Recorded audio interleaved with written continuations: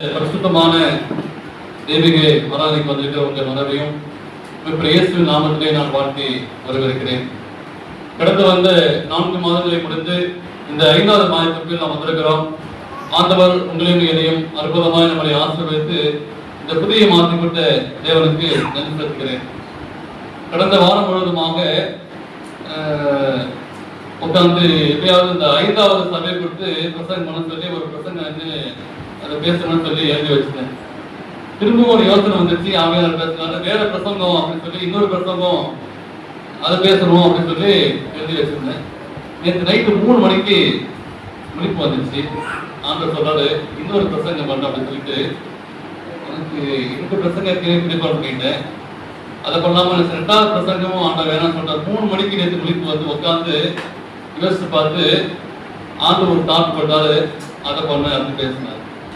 நீங்க ஓய்வு நடத்த பாத்தீங்களா, இதுமே நீங்க பேசும்போதுதான் எதை சொல்லணும் அப்படின்னு சொல்லி யோசிக்கும் போது ஆண்டவர் சித்தம் இல்லை. என்னதான் நம்ம பிரயாசப்பட்டாரோ ஆண்டவர் என்ன சொல்றாரோ அதான் சொல்லணும். இப்ப யோசிச்சு பார்த்த போது என்ன ஒரு காரியத்தை ஆண்டவர் வெளிப்படுத்தினார் என்று பார்க்கும்போது விசுவாசம் கொடுத்து பேசணும்னு சொல்லி ஆண்டவர் வந்து ஆவியார் மூலமா பேசினார். அப்ப உடனே ஜோம் பண்ணி இதுதான் நம்மளுடைய சித்தம் சொல்லி நான் ஜோம் பண்ணி உட்கார்ந்து எனக்கு விடிய காலத்துல யோசித்து அவங்களோட பேசி ஜெபம் பண்ணும்போது இந்த வார்த்தைகளை நான் உங்களுக்கு பகிர்ந்துகிறேன்.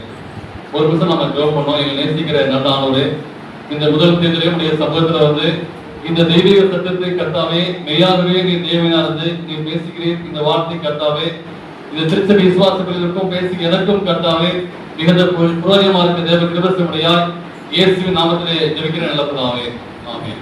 யாத்திரையாகமம் 4ஆம் அதிகாரம் 31ஆம் வசனம் எடுத்தவர்கள் நீங்க வாசிக்கும்படியாய் நண்பன் கேட்கிறேன். திருப்பிகளை செய்து உள்ள கரங்களை எதிர்கொள்ளுங்க.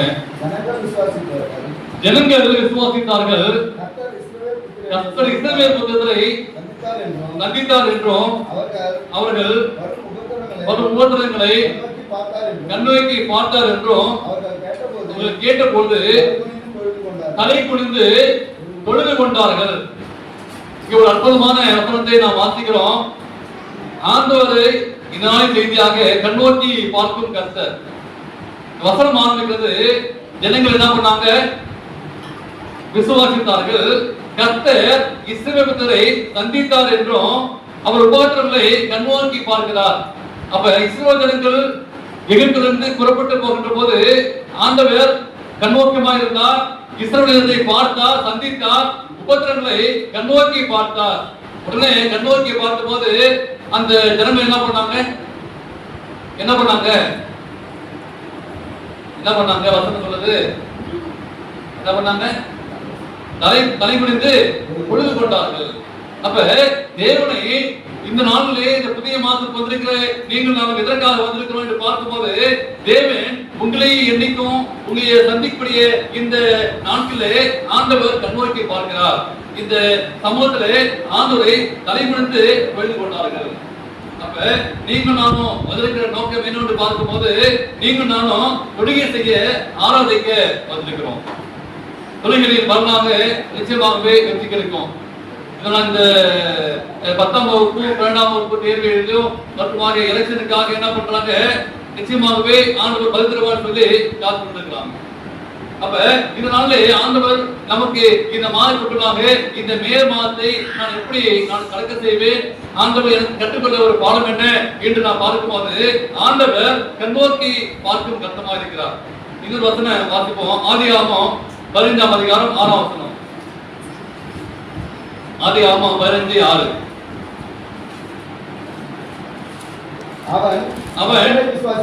அவரை விசுவாசித்தான், அதை அவனுக்கு நீதியாக எண்ணினான் என்று வாசிக்கிறோம். அப்ப இங்க ஆபிரகாமை கொடுத்து வாசிக்கிறோம். ஆபிரகாம் அவரை விசுவாசித்தான். இந்த காலையில இந்த மே மாதத்திலே ஆண்டவரோடு பேசும்படியாக ஆபிரகாம் சொல்றாரு, அவரை விசுவாசித்தான், ஆபிரகாம் நீதியாக எண்ணினான். அப்படின்னா நீதியாக அப்படின்னா நியாயமாக, நேர்மையாக, பாரபட்சம் என்று. அப்ப இத எபிரேய பதத்துல சீடர் அப்படின்னு வாசிக்கலாம். அப்ப கடவுளுடைய பார்வை சரியான செய்தியை கொடுக்கிறது.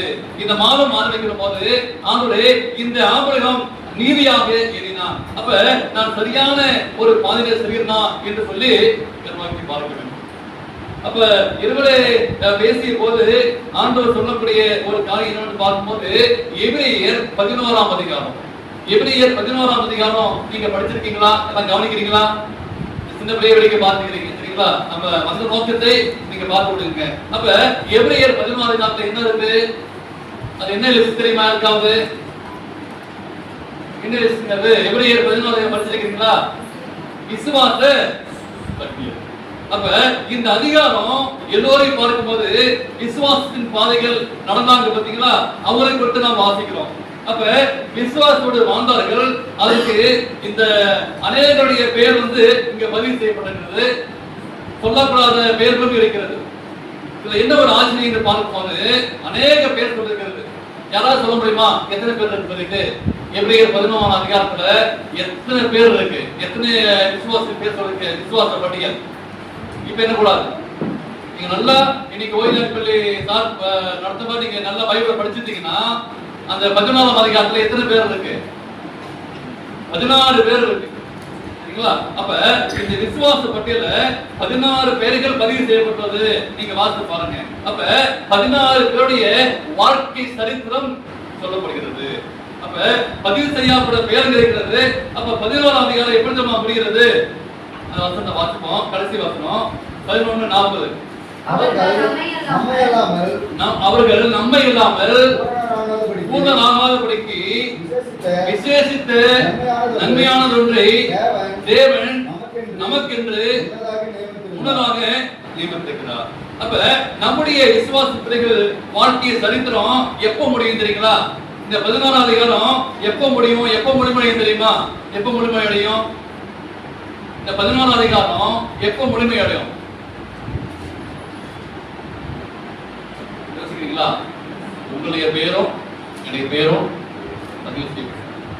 அப்ப இந்த நான் என்ன செய்ய வேண்டும் அப்படின்னா இதுல 16 பேர் இருக்கிறது. அப்ப இது முழுமை அடையணும் அப்படின்னா இந்த ராணிப்பேட்டை திருச்சி விசுவாசியுடைய பெயர்களும் 7 பேர் என்ன பண்ணணும்? இதுல வரணும். அப்பதான் முழுமை அடையும். அப்ப நம்முடைய பேரைகள் பதிவு செய்ய வேண்டும். நம்முடைய பேரைகள் விசுவாச பட்டியலே பதிவு செய்ய வேண்டும். அப்ப நம்முடைய பேர் இங்க இருக்கா வேற எங்கேயாச்சும் இருக்கா அப்படின்னு பார்க்காதபடி எதுல வரணுமா? எதுல வரணுங்க? எதுல வரணும்? எதுல வரணும்? விசுவாச பட்டியல வரணும். சரி, நமக்கு என்ன பேரு? விசுவாசி தானே? விசுவாசிங்களா? நீங்கள் விசுவாசி, நான் விசுவாசி, தேவனை விசுவாசி எல்லாம் யாரு தெரியுங்களா? யாருங்க? விசுவாசி. அப்ப எங்க பேர் எங்க வரணும்? இந்த விசுவாச பட்டியல வரணும். அப்ப இன்னைக்கு படிக்க போறோம். அப்படியே நான் எப்படி இருக்கிறேன்?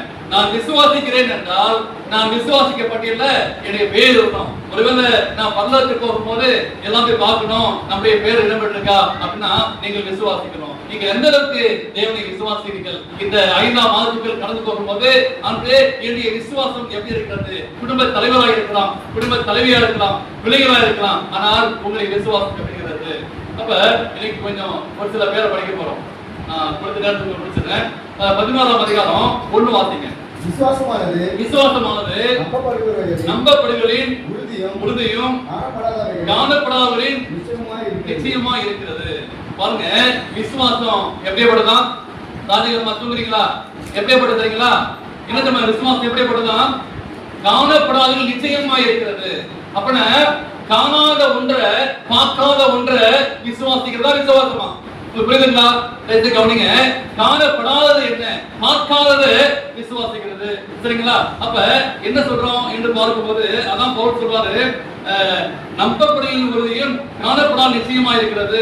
அப்ப பரலோகத்தை பார்த்திருக்குமா? கடைசி சிஸ்டர் பரலோகத்தை பார்த்திருக்கீங்களா? பார்த்திருக்கீங்களா? அப்ப என்ன பண்றோம்? என்ன பண்றோம்? இருக்கு, விசுவாசிக்கிறோம். தேவனை பார்த்திருக்கோமா? இயேசுவை பார்த்திருக்கீங்களா? பார்க்கல, ஆனா இருக்கிறாங்க, விசுவாசிக்கிறோம். அப்ப காணாத ஒன்றை நம்புகிறோம். அதற்கு பேர் என்ன தெரியுங்களா? விசுவாசம். சரி, 11ஆம் அதிகாரம் 3ஆம் வசனத்துல ஒரு ஆலோசனை நாம் படிப்போம். விசுவாசத்தினாலே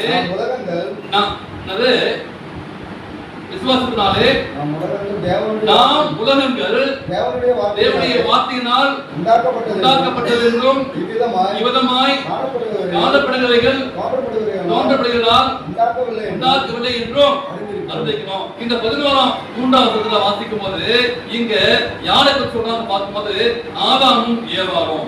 ஆதாம் ஏவாள் என்ன பண்ணாங்க? வானத்தை பார்க்கிறாங்க, எல்லா படைப்பையும் பார்க்கிறார்கள். அப்ப ஆதாம் ஏவாளை எப்ப படைச்சாங்க? என்னைக்கு படைச்சார் ஆண்டவர்? சொல்லுங்க. 4ஆம் நாள் படைச்சாரு. அதுக்கு முன்னாடி என்ன படைச்சாரு? வானத்தையும் பூமியும் எல்லாத்தையும் படைச்சாரு. ஆனா இவங்க என்ன பண்ணாங்க? ஆதாம் ஏவாள் இது தேவன் தான் படைத்தாரு. 6ஆம் நாள் தானே ஆதாம் மேல படைச்சாங்க. அப்ப வானத்தை படைத்தது சுற்றி உள்ள அந்த எல்லாத்தையும் அவங்க பார்க்கிறாங்க, இது தேவன் தான் படைத்தார்னு சொல்லி நம்பினார்கள். தேவனால் உண்டாக்கப்பட்டது என்பது நம்பினார்கள். அதுதான் விசுவாசம். தேவன் படைத்தார், நம்முடைய தேவையெல்லாம் தேவன் சந்திக்கிறாரு. இந்த மே மாதத்திலே என்னுடைய தேவையெல்லாம் சந்திப்பார். நான் கடந்து போற காரியங்கள், என்னுடைய வாழ்க்கையில வரக்கூடிய சோதனைகள் எல்லாத்தையும் நான் கடந்து போகும்போது தேவன் சந்திப்பார் என்று சொல்லி விசுவாசம். கேள்விப்பட்டீங்களா? பரிணாம வளர்ச்சியை என்ன பண்றாங்க? இன்னைக்கு நம்புறாங்க. இது யார் சொன்னது? Charles Darwin. அப்ப இது இந்த தேதியை சொன்னது யாரு? யாருங்க அது? ஒரு கிறிஸ்டியன். பாத்தீங்களா? யோசிச்சு பாருங்க. இந்த சார்லஸ் டார்வின் வந்து பரிணாம வளர்ச்சி அப்படின்னா குரங்கிலிருந்து தான் மனுஷன் வந்தான். அப்ப இத சொல்றது ஒரு கிறிஸ்டியன், சார்லஸ் டார்வின். அப்ப இன்னைக்கு பரிணாம வளர்ச்சி என்ன பண்றாங்க? இன்னைக்கு நம்புறார்கள். யோசிச்சு பாருங்க. அப்ப ஏதாச்சும் இன்னைக்கு பரிணாம வளர்ச்சி ஒரு மூத்த பாசனாரு இப்படி பேசும்போது ஒரு குரங்கு வீட்டுக்கு வந்து வச்சீங்களேன், அந்த குரங்கு என்னன்னு சொல்லணும்? குரங்குல இருந்து மனுஷன் வந்தான், அந்த குரங்கு என்னன்னு சொல்லணும்? சந்தேஷ் என்ன சொல்லணும்? நம்ம பெரியப்பா வந்து சொல்ல முடியுமா? அப்ப குரங்குல இருந்து மனுஷன் வந்தாங்கல்ல, சொல்ல முடியுமா? யோசிச்சு பாருங்க. அப்ப பரிணாம வளர்ச்சி என்ன சொல்றது? அப்ப சார்லஸ் டார்வின் ஒரு கிறிஸ்டியன். அப்ப உலகம் இன்னைக்கு பரிணாம வளர்ச்சி. அப்ப ஆனால் ஆதாம் என்ன பண்ணாங்க? அவங்க விசுவாசித்தாங்க. அப்ப நீங்க பார்க்காத ஒன்றை நான் நம்புகிறோம், பார்க்காத ஒன்றை தேவன் உருவாக்கினார், அதுதான் விசுவாசம். 11ஆம் அதிகாரம் 4ஆம் வசனம் வாசிக்கிறேன். விசுவாசத்தினாலே ஆபேல் காயினுடைய பலியிலும் மேன்மையான பலியை தேவனுக்கு செலுத்தினான். அதனாலே அவன் நீதிமான் என்று சாட்சி பெற்றான். அவருடைய காணிக்கைகளை குறித்து தேவனே சாட்சி கொடுத்தார். அவன் மரித்தோம் என்றும் பேசுகிறான். இப்ப இது ஒரு அற்புதமான வசனம். இங்க பாருங்க, ஆபேலை குறித்து தேவனே சாட்சி கொடுத்தாரு. என்ன செய்தாரு? என்ன செய்தாரு? என்ன கொண்டு வந்தாரு? ஒரு ஆட்டுக்குட்டியை கொண்டு வந்தாரு. சரிங்களா? அந்த ஆட்டுக்குட்டியை எப்படி கொண்டு வந்தாரு? ஒரு ஊனம் இல்லாம சிறந்த ஆட்டுக்குட்டியா கொண்டு வந்தாரு. இன்னைக்கு நாம் எப்படி காணிக்கை செலுத்த வேண்டும்? அதான் அந்த சில நாட்களே சொன்னேன், நாம் செலுத்தக்கூடிய காணிக்கை சிறந்த காணிக்கையா இருக்கணும். ஒருவேளை அது அழுக்காவோ கிழிஞ்சதாவோ சிறந்த காணிக்கையா நான் கொண்டு வரணும். யோசிச்சு பாருங்க. இன்னைக்கு பெற்றோர்கள் வந்து உங்க பிள்ளைங்களுக்கு என்னவா பண்றீங்க? போன்ல என்னத்தை செய்தாங்க? நம்ம என்ன பண்றோம்? ஈட்டபிள்ஸ்க்கு எவ்வளவு காசு கொடுக்கிறோம்?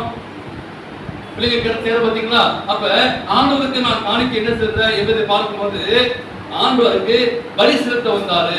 அந்த பலிய யார் ஏற்றுக்கொண்டது? என்ன வந்துச்சு? பரலோகத்துல என்ன வந்துச்சு? அப்ப அவர் செலுத்தது ஆண்டவருக்கு உகந்த காணிக்கை செலுத்தினாரு. ஆண்டவருக்கு காணிக்க இந்த ஆளுல இனத்தன்மை செலுத்தணும். ஆண்டவர் இடத்தன்மை வாசனையா சொல்லுவாரு. இதை செலுத்த ஆண்டவருக்கு பலி செலுத்தும் போது எதை செலுத்தணும்? பழுதற்ற அவன் எதை செலுத்தணும்? ஸ்பெசிபிக்கா கொழுப்பு இருக்குல்ல, அதை செலுத்தணும். எத்தனை பேர் கொழுப்பு சாப்பிடுங்க? கடைக்கு போயிட்டு சரிங்களா, கொஞ்சம் கொழுப்பு சாப்பிடுங்க அப்படின்னா கொழுப்பு சாப்பிடாதீங்க. ஏன்னா ஆண்டவருக்கு உகந்த காணிக்கை அங்கே கொழுப்பு, அதை ஆண்டவர் அங்கீகரித்தார். அதுதான் என்ன செய்வாங்க? கிறிஸ்தவங்க கொழுப்பு சாப்பிடக்கூடாது. சரிங்களா? இது யாருக்குரியது? ஆண்டவருக்குரியது. இதை பலியாக அங்கே செலுத்தினார். இந்த இதை அவர் ஏற்றுக்கொண்டார். தேவனுக்கு பிரியமான பிள்ளைகளே, அப்ப ஆண்டவர் என்ன செய்தாரு? முதலீட்டை அங்கே செலுத்தினாரு. இதுதான் இயேசு கிறிஸ்துவை குறிக்கிறது. இந்த பலி, அந்த ஆடு எதை குறிக்கிறது? இந்த ஆடு எதை குறிக்கிறது? இருக்கிறீங்க இயேசுவை குறிக்கிறது. ஆண்டவர் அதை ஏற்றுக்கொண்டார். அப்ப இயேசு கிறிஸ்து தான். அப்ப இன்னைக்கு ஃபர்ஸ்ட் born யார் தெரியுங்களா? இயேசு கிறிஸ்து. அப்ப இதற்கு அடையாளமாக இயேசு கிறிஸ்து தான் அவர். ஆனால் இயேசுவை அவர் பார்க்கவே இல்லை. விசுவாசம்.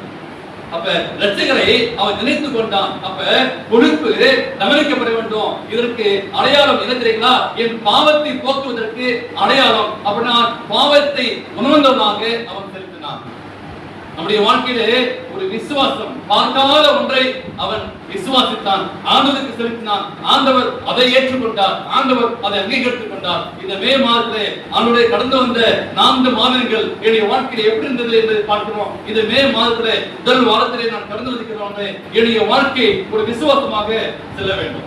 11ஆம் அதிகாரம் 5 வாசிங்களா? விசுவாசத்தினாலே ஏனோக்கு மரணத்தை காணாதபடி எடுத்துக்கொள்ளப்பட்டான். தேவன் அவனை எடுத்துக்கொண்டபடியினாலே அவன் காணாமல் போனான். அவன் தேவனுக்கு பிரியமானவன் என்று பாருங்க. என்ன சொல்றா தெரியுங்களா? இது கொஞ்சம் அடுத்து ஸ்பெசிபிக்கா நம்ம பார்ப்போம். என்ன சொன்னாரு ஆண்டவரே? தேவனுக்கு இன்னைக்கு உங்களையும் என்னையும் ஆண்டவர் சொல்லுவாரா? பாருங்க பாப்போம். இப்ப இன்னைக்கு டேனியல் ஆண்டவருக்கு பிரியமானவன் சொல்ல முடியுமா? அப்ப யோசிச்சு பாருங்க. அந்த ஏனோக்கு ஆண்டவர் சொன்னாரு, என்ன செய்தாரு?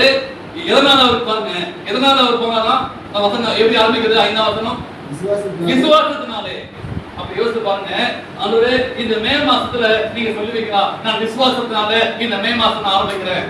விசுவாசத்தினாலே ஏனோக்கு என்ன செய்தார் பாருங்க,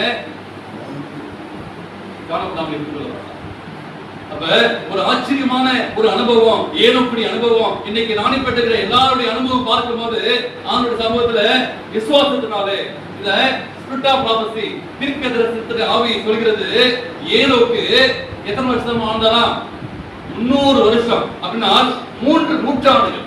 யோசிச்சு பாருங்களேன். ஒரு வருஷம் தள்ளுறது நமக்கு எப்படி இருக்கு? யோசிச்சு பாருங்க. ஆனால் ஏனோக்குடைய வாழ்க்கை, அந்த ஏனோக்குடைய வாழ்க்கை 300 வருஷம். அப்படின்னா 3 நூற்றாண்டு தேவனோட சஞ்சரித்தான் என்று சொல்லி நான் வாசிக்கிறோம். அப்ப தேவனோடு இந்த உலகத்தை குறித்து அவன் குறைவாக எண்ணினான், பரலோகத்தை குறித்து அதிகமாக எண்ணினான். நம்முடைய வாழ்க்கை எப்படி இருக்கு? ஏனோக்குடைய வாழ்க்கை எப்படி என்று பார்க்கும்போது மரணத்தை காணாதபடி அவன் இருந்தான். அப்ப இயேசு கிறிஸ்துவோடு ஒவ்வொரு நாளும் அவன் நினைத்து நினைத்து இயேசுவோடு ஒரு நாள் நம்ம என்ன பண்றோம்? இயேசுவோடு நான் எப்படி இருக்கிறோம்? குறைவாக நம்முடைய நாட்கள் எப்படி இருக்கிறது? தேவனை எந்த அளவுக்கு நினைக்கிறோம்? நம்முடைய வாழ்க்கை கிறிஸ்துவோடு எப்படி இருக்கிறது என்பதை எண்ணி பார்க்க வேண்டும். இயேசு கிறிஸ்து அருகில் செல்லும் போது நாம் பாவி என்பதை உணர்கிறோம். எனக்காச்சும் நீங்க கட்சிக்கு வரும்போது கட்சிக்குள்ள வரோம், என்னத்த வரும்? நான் பாவி, எனக்கு பெரிய, எனக்கு பணம் படைத்தவன், செல்வாக்கு படைத்தவன் அப்படி அல்ல. நீங்கள் நானும் பாவி என்பதை உணர வேண்டும். இயேசுவை குறைத்து வைத்து பார்க்கும்போது நம்ம நீதிமான நினைச்சுக்கிறோம். அப்ப கிட்ட வரும்போது அப்ப தேவனோட அவன் சஞ்சரித்தான். அப்படியே சஞ்சரித்துட்டு ஒவ்வொரு நாளும் அவன் நம்மை போல ஒரு சாதாரண மனுஷனா இருந்தான். அப்ப ஆல்மோஸ்ட் எங்க நம்ம போயிட்டாரு? பரலோகத்துக்கே போயிட்டார். அப்படிப்பட்ட ஒரு வாழ்க்கை நம்ம வாழ முடியுமா? பரலோகத்துக்கே போயிட்டாருங்க. ஒரு சாதாரண ஒரு மனுஷனா இருந்த ஒரு பரலோகத்துக்கே போயிட்டாரு. இந்த அனுபவம் எப்படி வரும்? இந்த அனுபவம் எப்படி வரும்?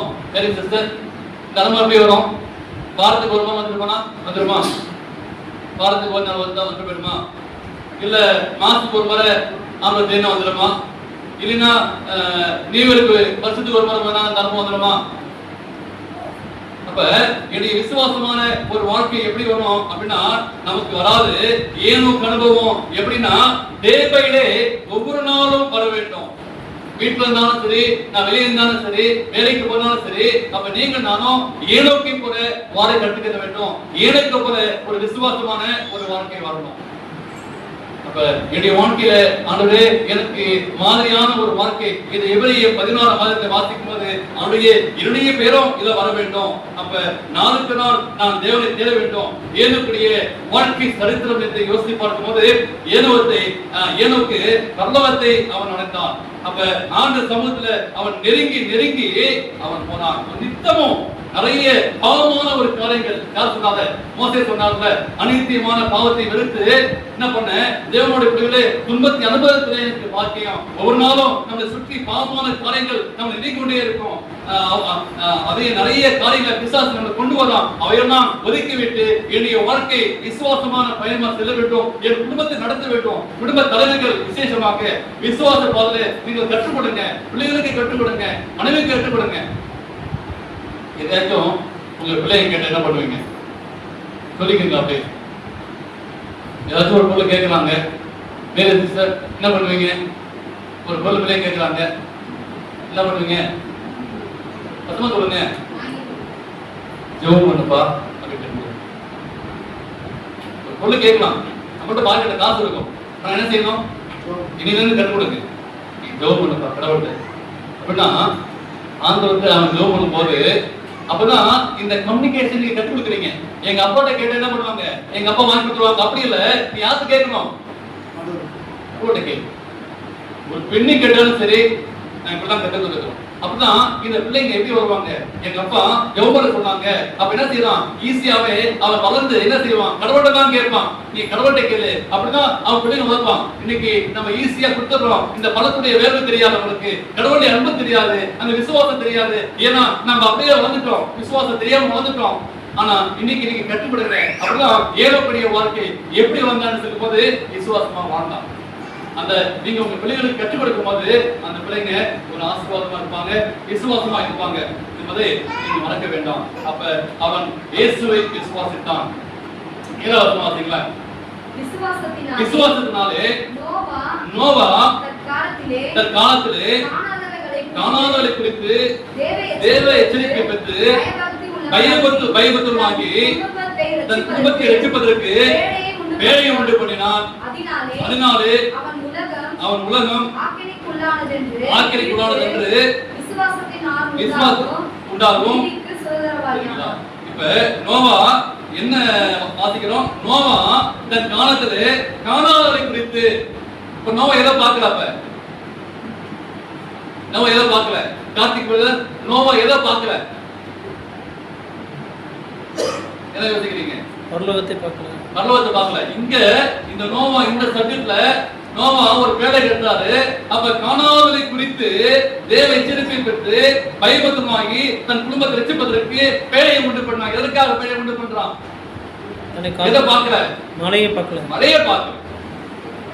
யோசிச்சு பாத்தீங்களா? 120 வருஷம் இன்னைக்கு நம்ம அப்படி விசுவாசம் இருக்கா? இன்னைக்கு யோசிச்சு பாருங்க. மழையை பார்த்ததே இல்லை அப்படின்னா இன்னுமே தெரியாது. மழையே பெய்யல, ஆனா மழை பெய்யும். எவ்வளவு விசுவாசம் பாருங்க. ஆண்டவர் சொல்லிட்டாரே ஒரு வேலையை கட்டணும், அப்ப நீயும் உன் குடும்பமும் பாதுகாக்கணுமே. என்ன ஒரு அதிகாரம்? 11வது அதிகாரத்தை நீங்க வீட்டுல படிச்சு பாருங்க. அப்படி ரொம்ப இன்ஸ்பயர் ஆகும். நைட்டு 3 மணிக்கு அதை படிச்சும் போது ரொம்ப ஒரு மகிழ்ச்சியான. அப்ப ஆண்டவர் உண்மையிலே இந்த காரியத்தான் பிரசவன் சொல்றாரு என்பதை நான் விசுவாசித்தேன். அப்ப நோவோடைய வாழ்க்கையில என்ன நடந்துச்சு? ஒரு அமேசிங், ஒரு ஆச்சரியமான வாழ்க்கை உங்க வாழ்க்கையில் நடைபெறும். ஏன்னா நீங்க விசுவாசிக்கணும். இன்னைக்கு நம்ம விசுவாசிக்கல, எப்படி இங்க அற்புதம் நடக்கும்? நீங்க விசுவாசிச்சாதான் நடக்கும். அந்த பரிசுத்த கர்த்தருக்கு என்ன பண்ணாரு? யாருமே இல்லையே. உடனே அவர் என்ன சொல்றாரு? நீ நட அப்படின்றார். உடனே அந்த வார்த்தைக்கு விசுவாசிக்கலாம். இன்னைக்கு விசுவாசமான ஒரு வாழ்க்கை, கிறிஸ்துவ வாழ்க்கை என்பது சாதாரண ஒரு வாழ்க்கை அல்ல, விசுவாசமான வாழ்க்கை. 8ஆம் வசனம் வாசிக்கலாம். விசுவாசத்தினாலே ஆபிரகாம் தான் சுதந்திரமாக இடத்திற்கு போகும்படி அழைக்கப்பட்ட போது கீழ்ப்படிந்து நான் போகும்படி என்னது என்று அறியாமல் போனான். யோசிச்சு பாருங்க. அப்ப நான் போற இடம் எங்க போனே சொல்லாரு. அவர் போறாம என்ன பண்ணாரு? ஆபிரகாம் நான் காண்பிக்கிற தேசத்துக்கு போ அப்படின்னாரு. அப்படி நம்ம என்ன பண்ணிருக்கோம்? டிக்கெட் புக் பண்ணீங்களா? டக்கெல்ல பண்ணீங்களா? இல்ல ஸ்லீப்பர் பண்ணீங்களா? எப்ப ஊருக்கு போயிட்டு வா, டிராவல் கொடுப்பீங்களா, சாப்பாடு கொடுப்பீங்களா? என்ன பண்ண அப்படின்னா கேட்டாரு. அவரு என்ன சொல்றாரு? நான் காண்பிக்கிற தேசத்துக்கு நீ போ. என்ன பண்ணாரு? ஒண்ணுமே இல்ல, சாப்பாடு இல்ல, ஒண்ணுமே இல்ல, எருமையா போ அப்படின்னாரு. கடவுள் என்ன போக சொன்னாரு, நான் போயிட்டேன். இன்னைக்கு நீங்க வாங்க, இன்னைக்கு போங்க அப்படின்னு என்ன செய்வோம்? எப்படி பாத்துக்கலாம் போக முடியும்? என்ன பாத்து நீங்க பேசுறீங்க அப்படின்னு நினைக்கிறோம். சரிங்களா? கடவுள் என்கிட்ட பேசுறாரு, பைபிள் பேசுறது நான் சொல்றேன். அப்ப ஆண்ட சில வேலை விசுதிக்கு வரும்போது சில காரியம் சொல்லும் போது நீங்க பைபிள்ல இருந்து பேசும்போது அதை ஏற்றுக்கொள்ளுங்க. அப்ப ஆண்டவர் என்ன சொல்றாரு, என்ன ஒரு காரியம் சொல்றாருன்னா, கடவுள் சொல்றாரு, கடவுள் ஊழியக்காரர் இருக்கிறாரு, ஊழியக்காரர் மூலமா பேசினாரு, பவுல் மூலமா பேசினாரு. இன்னைக்கு எல்லாம், இன்னைக்கு கலாசிய சபை, இன்னைக்கு ரோமபுர சபை எல்லாம் இன்னைக்கு விசுவாசித்தாங்க, விசுவாசிகள் ஆனாங்க.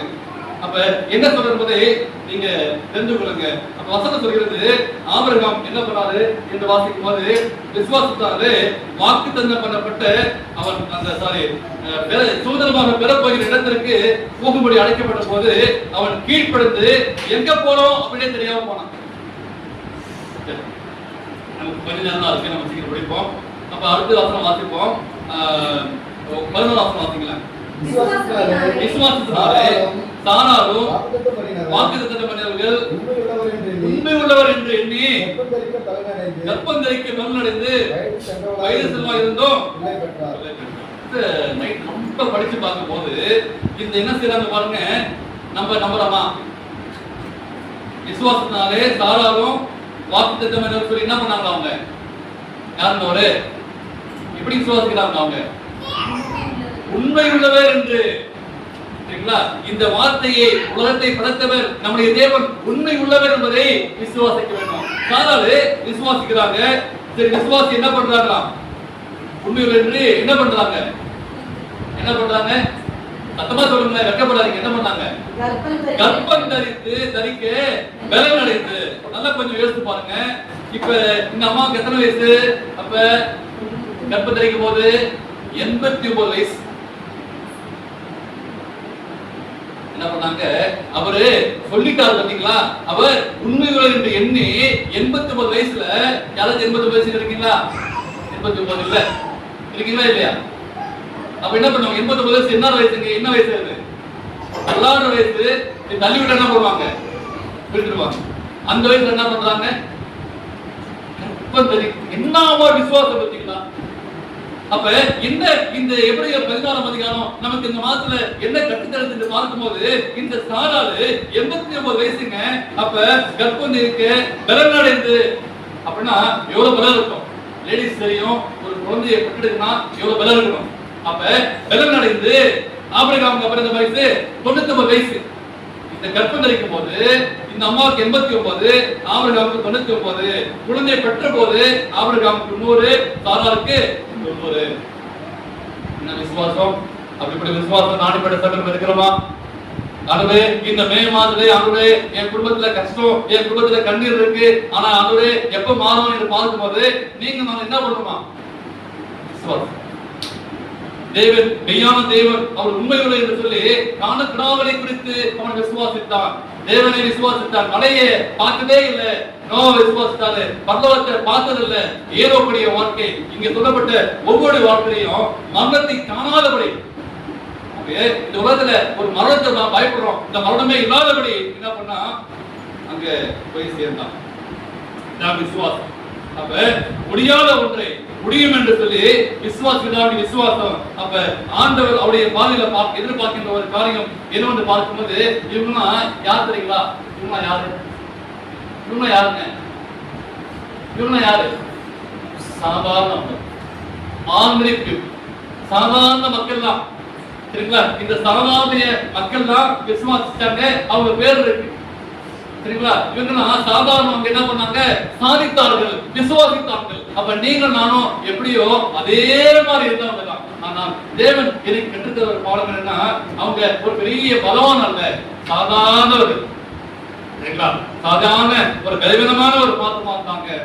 அவர்களை தேவன் வைத்துதான் பெரிய காரியம் செய்வார். இன்னைக்கு இருக்கிறவங்க யாராச்சும் நான் செல்வாக்கு படைத்தவன், நான் பணம் படைத்தவன் அப்படி இல்லை. நீங்க ஆண்டு சமயத்துல நான் ஒன்றும் இல்லை ஆண்டவரே, நான் குப்பை. பவுல் சொன்னார்ல, நான் குப்பை, நான் ஒன்றுமே இல்லை. அப்படி நீங்க செய்யும் போது ஆண்டவர் உங்களை வைத்து தினப்படுவாரு, பெரிய காரியம் செய்வாரு. இந்த மே மாதத்துல இந்த காலையில ஆண்டவரே நான் ஒன்றும் இல்லையப்பா, உங்களுடைய சமூகத்திலே நான் குப்பையா இருக்கிறேன், தகுதி இல்லை என்று சொல்லி நீங்க ஆண்டு சமூகத்தை வைக்கும் போது ஆண்டவர் பெரிய காரியம் செய்வாரு. கடைசியாக ஒரு வசனம் வாசித்து முடிப்போம். 11ஆம் அதிகாரம் 6ஆம் வசனம். எபிரேயர் 16. விசுவாசம் இல்லாமல் தேவனுக்கு பிரியமா இருப்பது கூடாத ஒரு காரியம். ஆண்டவர் சொல்றாரு, விசுவாசம் இல்லாமல் நான் நசமா செலுத்துறேன், நான் காணிக்கை செலுத்துறேன், நான் சர்ச்சைக்கு போறேன், எனக்கு கடவுள் பிடிக்கும் அப்படின்னா இல்ல. ஆனா நான் விசுவாசித்தாதான் தேவனுக்கு விசுவாசம் இல்லாமல் இருப்பது தேவனுக்கு தெரியுமா? காலையில் இந்த பரிசுத்தமான ஓய்வு நாள், இந்த மே மாதத்துல ஆண்டவரே இந்த சொல்லப்பட்டுள்ள இந்த லிஸ்ட் போல அவனுடைய வாழ்க்கையில எல்லா ஒரு கேரக்டரும் ஏதாச்சும் ஒரு கேரக்டர் நான் கற்றுக்கொள்வோம். காணாமலை குறித்து பரலோகமே காணவில்லை, நான் இயேசுவை பார்த்ததில்லை, அங்கே காணிக்கை செலுத்த போது ஆண்டவர் ஏற்றுக்கொண்டார். ஆண்டவரே நீர் என்னையும் ஜீவபலியாக ஏற்றுக்கொள்ளுமாறு உண்மை விசுவாசிக்கிறேன். ஆண்டவரே என் குடும்பம் என்னுடைய குடும்பம் விசுவாசிக்கிறேன் சொல்லி நீங்கள் விசுவாசமான ஒரு வாழ்க்கையை வாழ்ந்து பாருங்கள். என்றிலே ஒன்றுமில்லை ஆண்டவரே, நான் வெறுவெறுமான பாதத்தை சொல்லி ஆண்டவர் நிச்சயமாக உங்களை அற்புதமாய் ஆசீர்வதிப்பார். அப்படிப்பட்ட விசுவாசத்தை நீங்கள் பாதுகாத்துக் கொள்ளுங்கள். தேவனோடு நெருங்கி இருங்கள். தேவனுடைய ஆசீர்வதிப்பார்.